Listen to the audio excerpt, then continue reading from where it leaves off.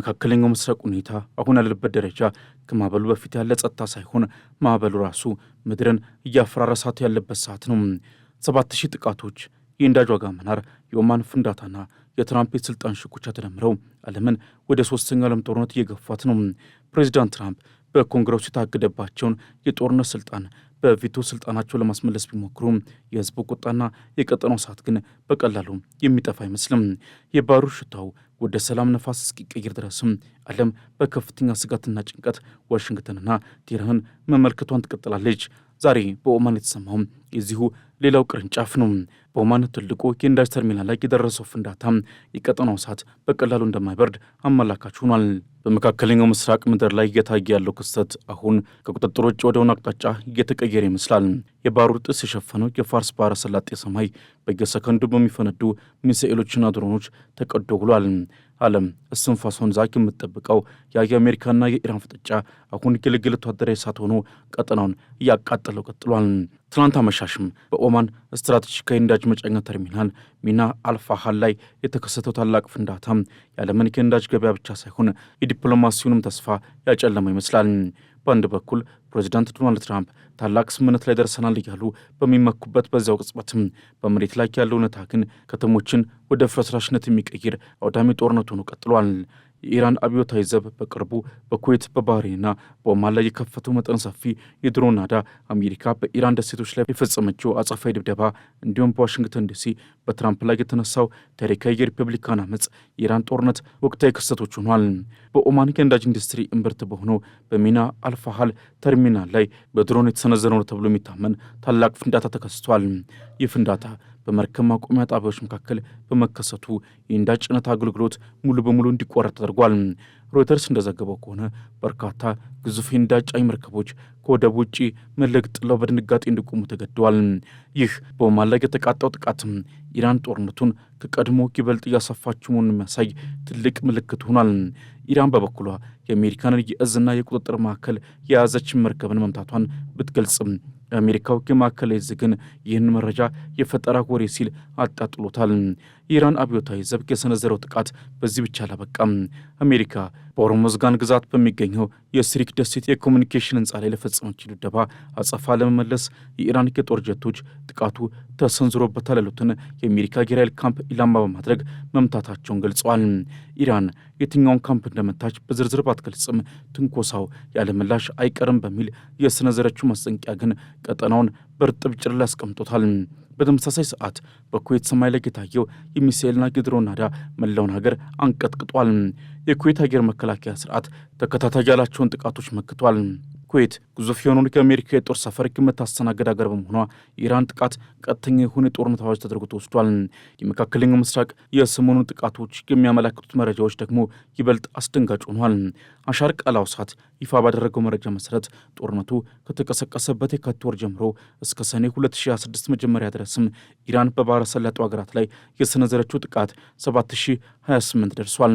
ይህ ቁጥር 1716 ሚሳኤሎችንና 5311 ድሮኖችን ያካተተ ነው።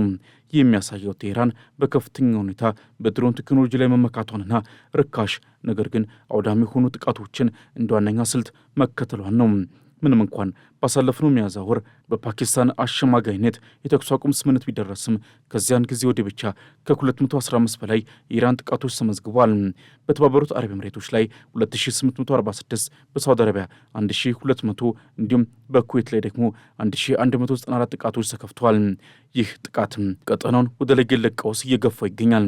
ኢራን ጦርነቱን ወደ ጎረቤት ሀገራትም ይዛው ዘልቃለች። በሰሜን ኢራቅ የሚንቀሳቀሱትን የኢራን ኩርድ ተቃዋሚ ቡድኖች ኮማላና ፓክ የጦር ሰፈሮችን በሚሳኤልና በድሮን እየደበደበች ቀጥላለች። በአርቢል ግዛት በሚገኘው የአላና ሸለቆ ላይ የወረደው የሚሳኤል ናዳም በቡድኖቹ ላይ ከፍተኛ ኪሳራ ደርሷል ተብሏል። እንደ ኩርድ ባለስልጣናት ገለጻ ጦርነቱ ከተጀመረ ወዲህ ብቻ ኢራን በእነዚህ ተቃዋሚዎች ላይ ከ81 በላይ ሚሳኤሎችንና ድሮኖችን ተኩሳለች።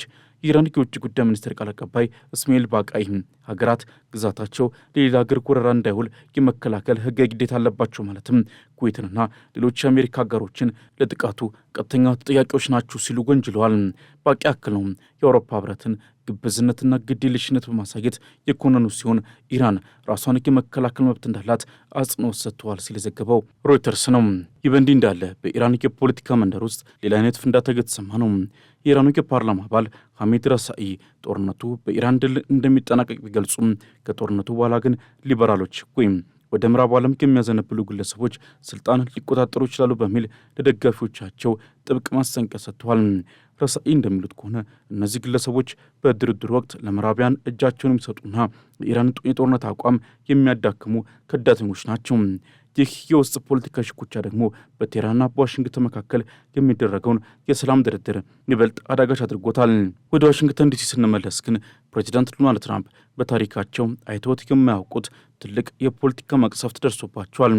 በትናንትናው ዕለት የአሜሪካ የሕዝብ ተወካዮች ምክር ቤት የፕሬዚዳንቱን የጦርነት ስልጣን የሚገድብና በኢራን ላይ የከፈቱን ጦርነት በአስቸኳይ እንዲያቆሙ የሚያስገድድ ታሪካዊ የውሳኔ ሀሳብ በአብላጫ ድምፅ አሳልፏል።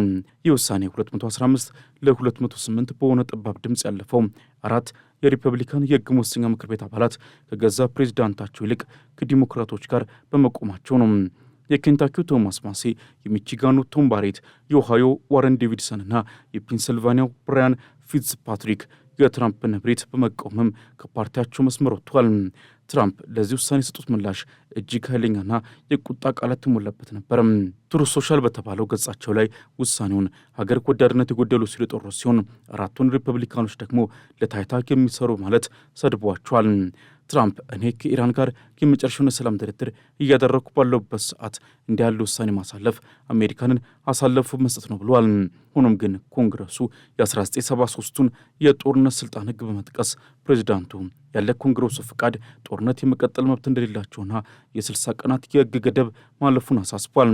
የሕገ መንግሥት ባለሙያዎች እንደሚሉት ትራምፕ ይህን ጦርነት የጀመሩት በሕገ ወጥ መንገድ ነው። የዚህ የፖለቲካ አመፅ መነሻ ደግሞ የአሜሪካውያን የኑሮ ውድነት ነው። የኢራን ጦርነትና የሆርሙዝ ሰርጥ መዘጋት የነዳጅና የምግብ ዋጋን ሰማይ እንዲነካ አድርጎታል። አሜሪካውያን ለነዳጅና ለግሮሰሪ የሚያወጡት ገንዘብም በከፍተኛ ሁኔታ መጨመሩ በትራምፕ ላይ ያለውን ህዝባዊ ተቃውሞ አፋፍሞታል። የብሔራዊ የኢራን አሜሪካ ምክር ቤት ፕሬዚዳንት ጀማል አብዲ እንደገለጹትም ለዚህ ጦርነት ያለው የፖለቲካ ዕድል እየጠበበ ነው ብለዋል። ህዝቡ በመጪው ኅዳር የሚካሄደውን የአጋማሽ ምርጫ ትራምፕን ለመቅጣት እየተዘጋጀ ባለበት በዚህ ወቅትም የኮንግረሱ ውሳኔ ለፕሬዚዳንቱ ትልቅ ስነልቦናዊ ሽንፈት ሆኖባቸዋል። በመሬት ላይ ያለው ወታደራዊ ፍጥጫ ግን አሁንም እንደቀጠለ ነው። የአሜሪካ ማዕከላዊ ሴንትኮም በባንዳር አባስ አቅራቢያ 4 የኢራን ድሮኖችን መቶ መጣሉንና 5ኛውን ለማስወንጨፍ ሲዘጋጅ የነበረን የቁጥጥር ጣቢያ ማውደሙን አረጋግጧል። በምላሹ ደግሞ የኢራን አብዮታዊ ዘብ የአሜሪካን የጦር ሰፈር መምታቱንና ጥቃቱ ከቀጠለ ምላሻችን እጅግ አውዳሚ ይሆናል ሲል የመጨረሻው ማስጠንቀቂያ ሰጥቷል። የኩዌት መንግስት የኢራንን ጥቃት በከፍተኛ ሁኔታ በማውገዝ ሉዓላዊነቷ መጣሱንና ቀጠናው ወደ ለየለት ጦርነት እየገባ መሆኑን አስታውቃለች። በዚህ እጅግ ምስጢራዊና ለአስጨራሽ በሆነው የዲፕሎማሲ ቁማር ውስጥም አሁን ላይ ትልቁ ጥያቄ ድርድሩ የደረሰም በቀጣይስ ምን ይጠበቃል የሚለው ነው። ዓለም እስትንፋሷን ይዛ የምትጠብቀው ይህ የሰላም ሂደትም በአንድ በኩል በዋሽንግተንና በቴህራን ግትርነት፣ በሌላ በኩል ደግሞ በመካከለኛው ምስራቅ የሚፈሰው ደም መካከል ተቀርቅሮ ይገኛል። በመጀመሪያም የድርድሩን ተጨባጭ ሁኔታ ስንመለከት በፓኪስታንና በኳታር አሸማጋይነት የሚከናወነው የድርድር አሁን የደረሰበት ነጥብ የቃላት ፍልሚያ ደረጃ ላይ ነው። ምክትል ፕሬዚዳንት ጄዲ ቫንስ እንደገለጹት ተደራዳሪዎቹ በስምምነቱ ላይ ሰነድ ውስጥ በሚሰፍሩ ጥቂት የቃላት አጠቃቀሞች ላይ እርስ በርስ እየተሟገቱ ይገኛሉ። በተለይም ስለ ዩራኒየም ማበልጸግ የሚገልጸው አንቀጽ ትልቁ ጋሬጣ ሆኖ ቀጥሏል። አሜሪካ ኢራን እጅግ የበለጸገውን ዩራኒየሟን በአስቸኳይ እንድታስወግድ ወይም እንድታጠፋ ስትጠይቅ፣ ቴህራን ግን ይህንን እንደ ሉዓላዊነት ጥሰት በመቁጠር ዩራኒየሙ በተባበሩት መንግስታት ቁጥጥር ስር ሆኖ እንዲቀጠን የሚል አማራጭ አቅርባለች። ፕሬዚዳንት ትራምፕም ዩራኒየሙን አሜሪካ ትረከበው የሚሉ ሀሳብ ማለዘባቸውና በኢራን ምድር ሆኖ ይውደም ማለታቸው ትልቅ ቅናሽ ቢሆንም በቴህራን በኩል ግን አሁንም ጥርጣሬው አልቀረም። ሌላው በድርድር ውስጥ ትልቁ ቦታ የያዘውና የ14 ነጥብ የመግባቢያ ሰነድ ተብሎ የሚጠራው ረቂቅ በሁለቱ ሀገራት መካከል ያለውን ጥልቅ ልዩነት ቁልጭ አድርጎ ያሳያል። ኢራን በይፋ የገለጸችው ሰነድም የአሜሪካ ጦር በመካከለኛው ምስራቅ እንዲወጣ፣ ማዕቀቦች በሙሉ እንዲነሱና የሆርሙዝ ሰርጥ አስተዳደር በኢራንና በኦማን እጅ እንዲሆን ይጠይቃል። ዋይት ሀውስ ይህንን ሰነድ ሙሉ በሙሉ ፈጠራ ነው ቢለውም በፓኪስታን በኩል የሚደረገው የዲፕሎማሲ እንቅስቃሴ ግን እነዚህኑ ነጥቦች ወደ ተግባራዊ ስምምነት ለመቀየር የሚደረግ ጥረት እንደሆነ ይገመታል። ፕሬዚዳንት ትራምፕም በድርድሩ ላይ ያላቸው እምነት በየቀኑ ቢገልጹም ታላቅ ስምምነት ካልሆነ አልፈረምም በሚል የያዙት አቋም ግን ጊዜው በአሜሪካን ላይ የሮጠ መሆኑን የሚዘነጋ ይመስላል። በቀጣይ የሚጠበቀው ትልቁ ክስተት ደግሞ የፕሬዚዳንት ትራምፕ የቬቶ ስልጣን አጠቃቀም ነው። የተወካዮች ምክር ቤት ጦርነቱ እንዲቆም ያሳለፈው ውሳኔ አሁን ወደ ሴኔቱ አምርቷል። በሴኔቱ ውስጥ ሪፐብሊካኖች 53 ወንበር ቢኖራቸውም እንደ ቢል ካሲዲ ያሉ አባላት ግን መክዳታቸው በትራምፕ ላይ ትልቅ ስጋትን ፈጥሯል። ትራምፕ ይህን ውሳኔ ውድቅ እንደሚያደርጉት ቢታወቅም በኮንግረስ ውስጥ ያለው የ2/3 ድምፅ ፍልሚያ ግን የአገሪቱን መረጋጋት ሊያናጋ ይችላል። ትራምፕ በገዛ ፓርቲያቸው አባላት ላይ የከፈቱት የቃላት ዘመቻና ለታይታ የሚሰሩ ማለት የሰነዘሩ ስድብም በዋሽንግተን ዲሲ አዲስ የፖለቲካ ግንባር ፈጥሯል። ይህ ማለት በቀጣይ ቀናት አሜሪካ በውጭ ጦርነት ብቻ ሳይሆን በውስጥም እጅግ አስፈሪ የስልጣን ሽኩቻ ውስጥ ትገባለች ማለት ነው። ወታደራዊ ግንባር ደግሞ በቀጣይ ይበልጥ ሊፋፋም እንደሚችል ይገመታል። ትራምፕ ለኢራን የሰጡት አማራጭ ቢ ዛቻ ማለትም ድርድሩ ካልተሳካ ወደ ሙሉ ወታደራዊ ጥቃት የመመለስ እቅድም ዓለምን በስጋት ውስጥ ጥሏታል። የአሜሪካ ማዕከላዊ ዕዝ በባንደር አባስ ላይ የፈጸመው ጥቃትና የኢራን አብዮታዊ ዘብ የአሜሪካን የጦር ሰፈር የመታበት ሁኔታ የ7 ሳምንቱን የተኩስ አቁም ስምምነት የሞቱን እንዲቆይ አድርጎታል። በቀጣይ ቀናት ኢራን በሆርሙዝ ሰርጥ ላይ ያጠመደቻቸውን ፈንጆች ለማንሳት ተግባራዊ እርምጃ ካልወሰደች አሜሪካ ሰርጡን በኃይል ለመክፈት መጠነ ሰፊ ወታደራዊ ዘመቻን ልትጀምር ትችላለች። ይህ ደግሞ የዓለምን የነዳጅ ዋጋ ወደማይገመት ደረጃ ሊሰቅል ይችላል። በተጨማሪም የኢራን የነዳጅ ገቢዎች ጉዳይም በቀጣይ የሚጠበቀው ሌላው ወሳኝ ነጥብ ነው።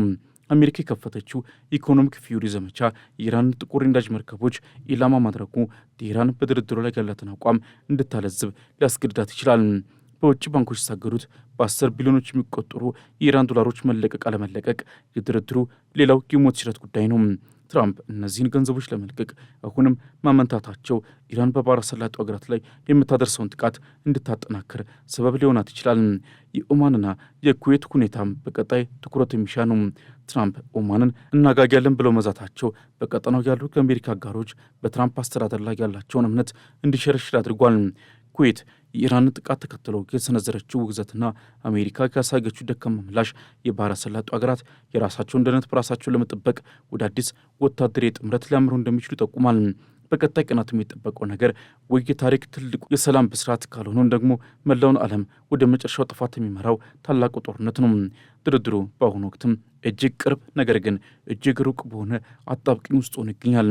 ፕሬዚዳንት ትራምፕ በምርጫ ድልና በወታደራዊ ትዕቢት መካከል፣ ኢራን ደግሞ በኢኮኖሚ ጉድመትና በኒኩሌር ህልም መካከል ሆነው ያለምን እጣ ፈንታ እየዘወሩ ነው። የባንደር አባስ ጤስና የዋሽንግተን የህግ ጦርነት ተደምረው የአንደኛው ክፍለ ዘመን ትልቁን የጂኦ ፖለቲካ ፍንዳታ ለመውለድ ምጥ ላይ ይገኛሉ። ዓለም አሁን አይኗን በዶሃ የድርድር ጠረጴዛ ላይ ጥላ ከሰማይ የሚወርደው የሚሳኤል ናዳ እንዲቆም በጸሎትና በስጋት ትጠባበቃለች። ውጤቱም በቀጣይ ጥቂት ቀናት ውስጥ በሚወጡት በዋይት ሀውስና የቴህራን መግለጫዎች የሚወሰን ይሆናል።